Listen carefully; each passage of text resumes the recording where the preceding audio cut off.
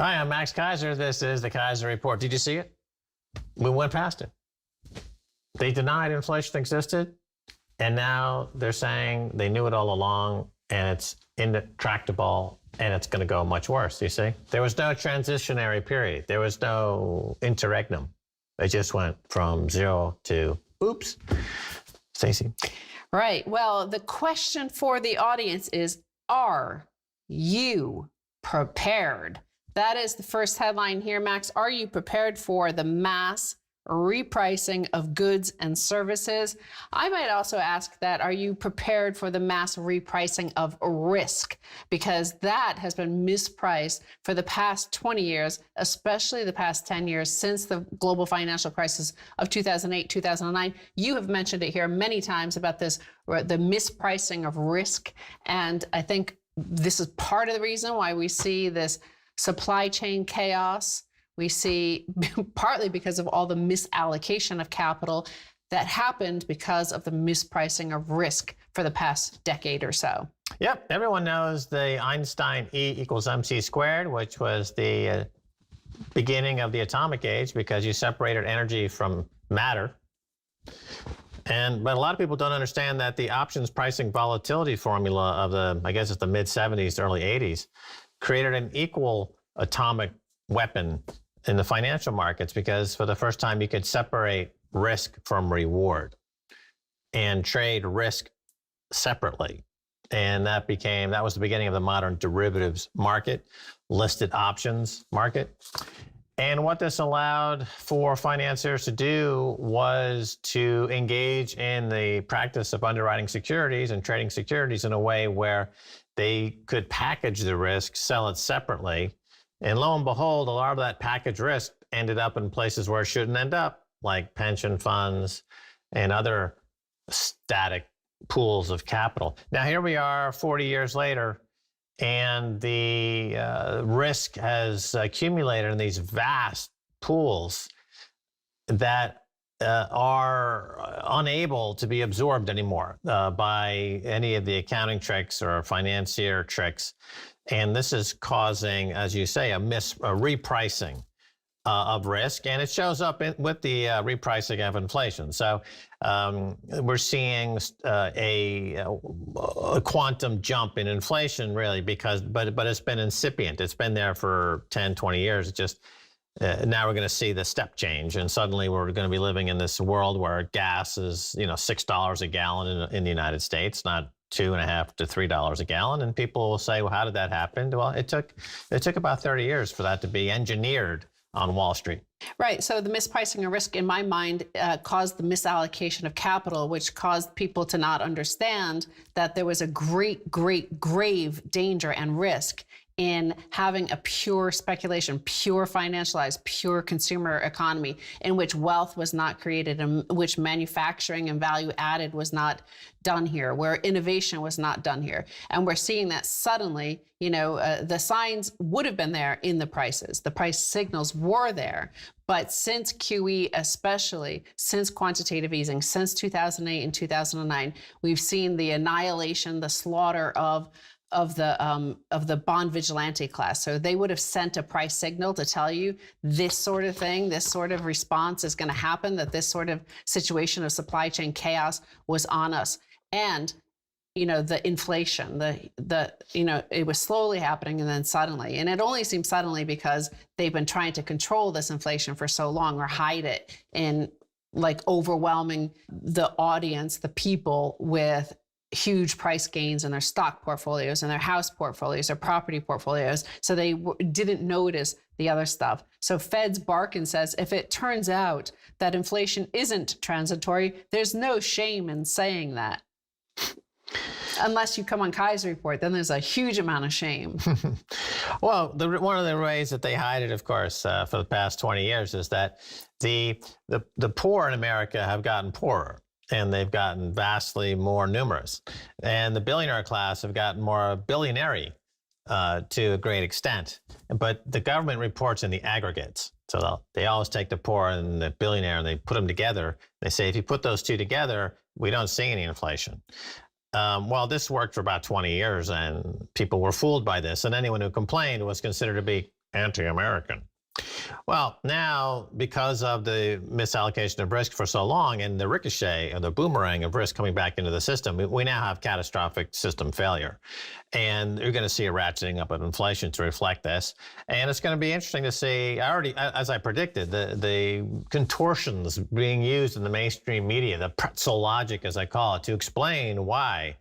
And we hear this from Jen Psaki from the White House trying to describe what inflation is, and the verbal gymnastics used to try to put this together for the lay audience is amazing and frightening, but entirely predictable. So I went to Brainy Quotes. Okay, you can either listen to Jen Psaki up there at the spokesperson for the White House, or we can look at Brainy Quotes and look at what some people throughout history and up to today have said about what inflation is. Their quotes about inflation. So we'll start with the White House, with the Treasury, the executive branch. And you remember the Fed had said there's no shame in saying that that inflation is no longer transitory. Well, Janet Yellen, so this is their mindset, right? This is what they're thinking at the executive branch. To me, a wise and humane policy is occasionally to let inflation rise, even when inflation is running above target. That's the executive branch of the White House. We'll go back to, first we'll start with Vladimir Lenin, okay, what he said about inflation and what he thought it did. The way to crush the bourgeoisie is to grind them between the millstones of taxation and inflation. So then we're going to go to two economists, upon which a lot of the world we see right now is based off of their ideas and their disciples in two different branches, one Keynes and one Hayek, okay? So first we'll start with Hayek. I do not think it is an exaggeration to say history is largely a history of inflation. Usually, inflation's engineered by governments for the gain of governments. And then John Maynard Keynes, he said, by a continuing process of inflation, government can confiscate secretly and unobserved an important part of the wealth of their citizens. So there's Hayek and Keynes, two kind of opposite ends of the right versus left sort of spectrum, especially as they've trickled down to today. And they both agree that inflation is a way for governments to seize the wealth of their citizens. Right. Well, it's important to understand what we're talking about here with inflation. And it would be one thing if the money printing was evenly distributed. That would be one factor. That would be one approach.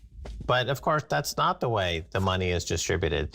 The money is distributed through the primary dealers, of which there are, I think, 18 of them now on Wall Street.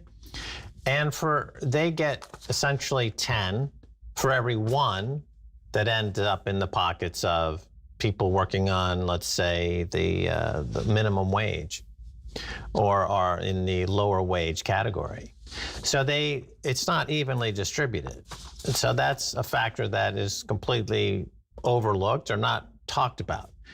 And without a shadow of a doubt, it undermines purchasing power.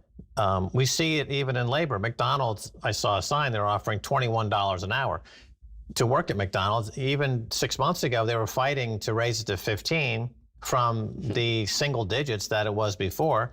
If the minimum wage had been keeping track of real inflation for the past 20 or 30 years, the minimum wage would already in America be $50 an hour. That's how it would be to map the money printing. But because of those financial engineers who were able to separate risk from reward starting in the 1980s, they were able to keep labor completely out of the mix. So labor hasn't had the benefit of all that quantitative easing until recently. Well, the thing about this slowly and then suddenly, why people, nations, individuals go bankrupt slowly and then suddenly is because everybody loves inflation at the beginning, just like everybody loved Bernie Madoff. And the reason why they loved Bernie Madoff was because they thought he was scamming or defrauding somebody else and giving them a cut. and it was all polite and in good society. Well, the same thing here is everybody thinks they're getting wealthy with the beginning of inflation, with the beginning of the misallocation of capital. Who doesn't want to just sit at home and shop all day and, Instagram all day and make your life seem like amazing? Who doesn't want that, right? And then suddenly you have something like a pandemic and you realize that nobody at all in your country is able to manufacture a mask, because nobody wants to get out of bed for less than $10,000 a day. So who wants to go do that grind of the actual work of manufacturing? But it's the manufacturing process itself, which is where you have innovation. It happens on the factory floor. Thank God for Elon, even though we diss him all the time. He's one of the few companies in America left that actually still manufactures something here. And even then, because of this misallocation of capital that has happened, where people don't understand the whole process of wealth creation any longer, you see that he was driven out of California. And he was tweeting about that in the past week or two, where he's now gone. He set up headquarters for Tesla in Texas. He left as the legislators in California said, good riddance, go. They said that to him a year or two ago during the pandemic when they didn't want him to have operations running.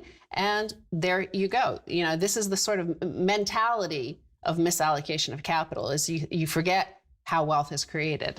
Right. You have to either have a command and control economy where you're fixing prices, as you would find in a socialist or communist economy, or you have a free market economy.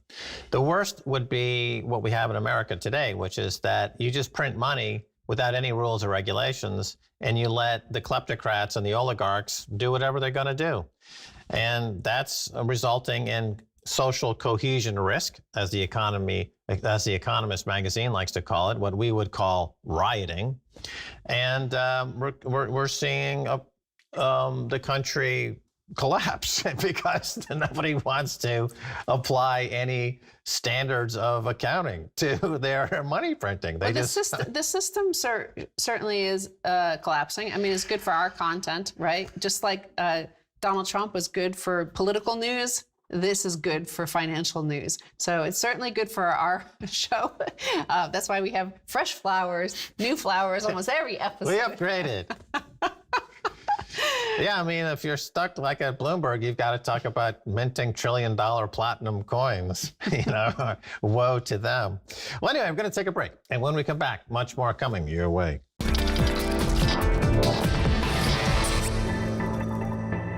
Welcome back to the Keiser Report. I'm Max Keiser. Time now to return to our conversation with Nick Giambruno, independent analyst of all things geopolitics and economics. Nick, welcome back. Hey, Max. Great to be with you. All right. We've been talking for a number of years now. The big trends that we were talking about are coming to fruition, unfortunately, because we have been warning about things like supply chain interruptions, supply shortages, inflation, money printing, the shortcomings of gold, all of these things. We're starting to see actual shortages now, Nick. Chip shortages are shutting down auto production, and Apple was just recently forced to warn they would be unable to manufacture enough iPhones to meet demand. So where are we in the cycle, Nick? Yeah, it's a very strange time, and given all that's going on, it's almost impossible for anybody to keep track of all these moving pieces. Now, there are genuine supply shortages, no question about that. This is a man-made issue. This is not something that came out of some sort of natural occurrence or some sort of natural disaster. These are from policies that these politicians enacted on these ridiculous shutdowns, and COVID policies have caused a lot of this. Now, that being said, I also think there is an element of them overinflating the supply chain issue and also maybe deflecting it from their money printing, because now they can say, oh, look, the inflation, the rising prices, that's not from our money printing, that's from the supply chain disruptions. So I think there's part of that going on there too. I mean, there's obviously there's a lot of truth in that. There is supply chain disruptions, but there's also these central bankers that are trying to look to pin the blame on something else too. Right. Well, there is a tangential relationship between the money printing and the supply chain disruptions, and that all the money printing led to horrible malinvestment and rewarded the worst economic actors and penalized those who were actually efficient and doing good work. So now it's a coterminous death of the fiat money system that we're witnessing in real time. You know, it's funny because even 6 months ago, official policymakers never used the word inflation. They were still worried about deflation. They were still saying, you know, we have a problem of deflation. We have to keep rates low. We have to keep printing money because of all this deflation. And suddenly we're in a period of inflation that they now claim is good, and they claim is transitory. But Nick, isn't the risk really that they're going to be behind the curve and fail to mention the 800-pound gorilla in the room, and that is hyperinflation? Absolutely. Now, I got to clarify something, because inflation is one of the most misunderstood concepts in all of finance and economics. People don't realize that the word inflation, the meaning of the word inflation, has changed. Forever, you know, look in the dictionary. It's an incredible story. Ever since Webster's dictionary was founded in like 1828, up until 2003, inflation was defined as an increase in the money supply. Kind of makes sense. You inflate the money supply, that's inflation. After 2003, they changed the definition. You look in the dictionary and it says like a general increase in price levels. Now, that might seem like a subtle change, insignificant change, but it's massively significant.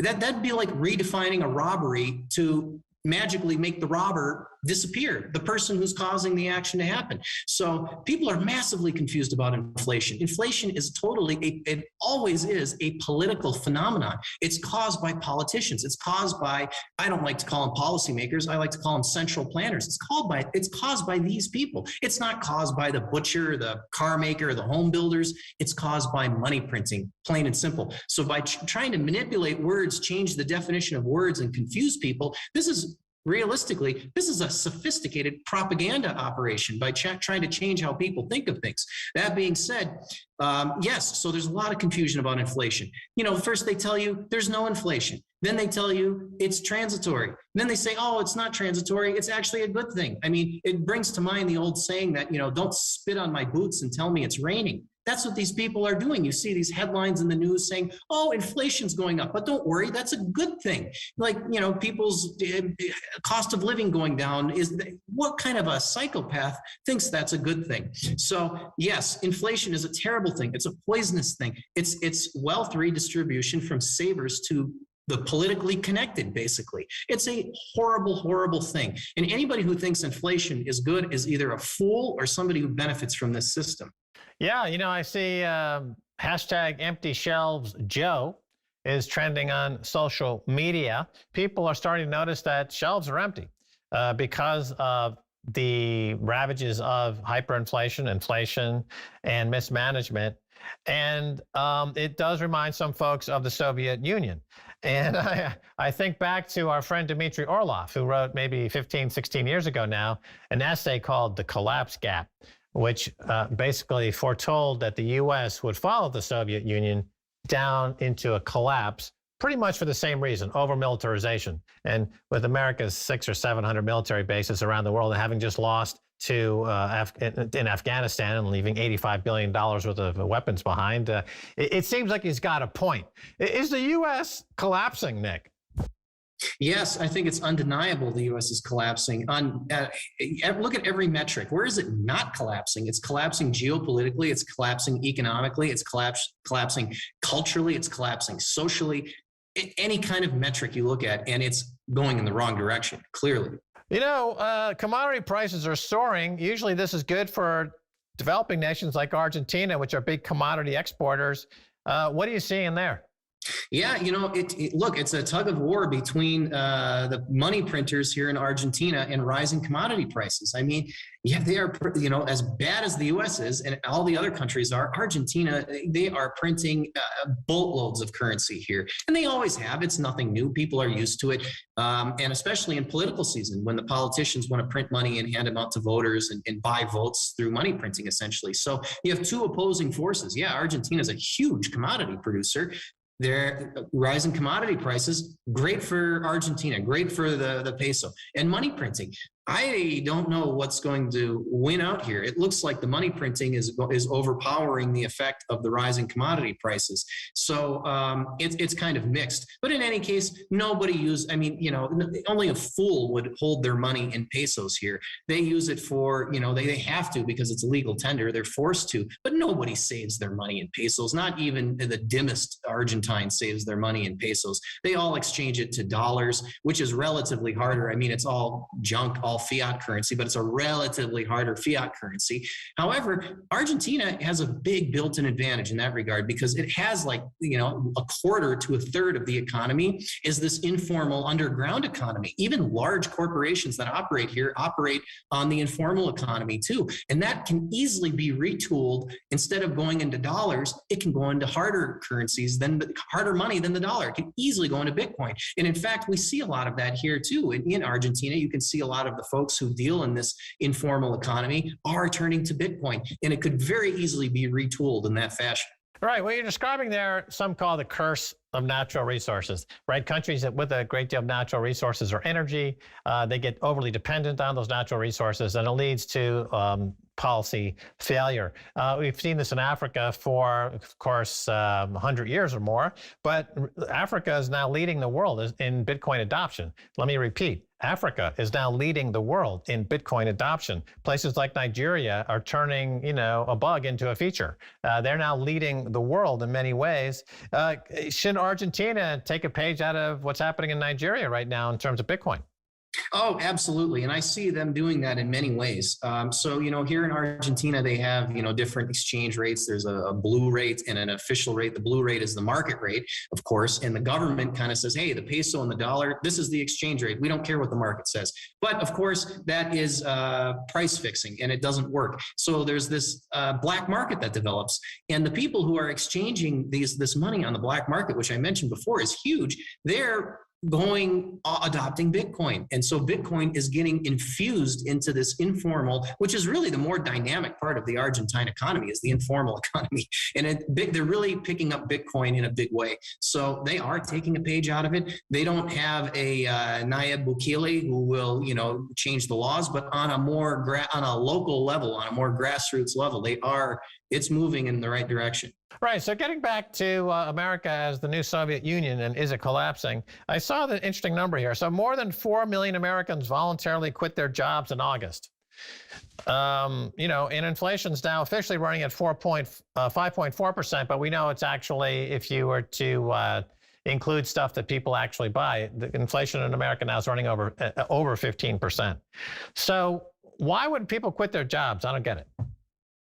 Well, a couple of things. First, let's look at the inflation. We should never ever use the CPI, which you're referring to as inflation, because that's a government statistic, and that is highly manipulated. I mean, it's completely ridiculous. It measures a basket of goods for, 330 million individuals. That's ridiculous. Your basket of goods is different than my basket of goods, is different than somebody who lives in Manhattan, different than somebody who lives in Nebraska, and so forth. That's like trying to take the national average weather temperature, take the average of the weather temperature across the whole country and say, the average national temperature is this. I'm going to wear shorts today, or I'm going to wear jeans.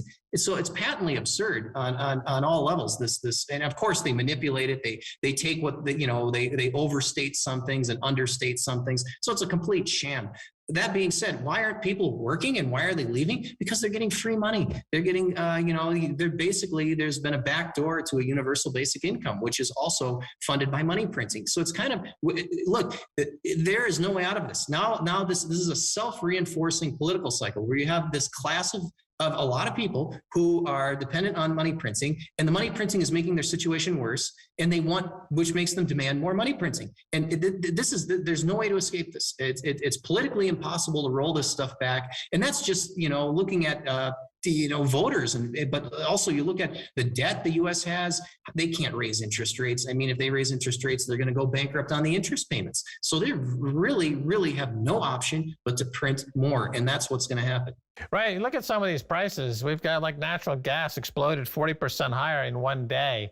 That looks like beyond just, commodity reflecting money printing. It looks like a market failure, Nick. Certainly. There's all sorts of stuff going on. The money printing is a big part of it. Yeah, there could be market failure. There could be disruptions in the workforce too. This COVID stuff has disrupted the workforce in many ways. Yeah, there's a lot of things going on. In this uncertain time, it's hard to be an investor. What do you invest in? I mean, the markets are at insane valuations. We have this terrible macro backdrop that we've been talking about. Why would anybody want to invest in this? I mean, really, you just got to look at safe havens. And to me, Bitcoin is at that top of that list. All right, great. Well, Nick Giambruno, it looks like we're talking to you in the basement of a church, which seems like a safe place. Well, actually, I'm here in Argentina, and that's the style of architecture here. It's just a regular home. Thanks for being on Keiser Report. Thank you, Max. All right, and that's going to do it for this edition of Keiser Report with me, Max Keiser, and Stacy Herbert. I want to thank our guest, Nick Giambruno. Until next time, bye, y'all.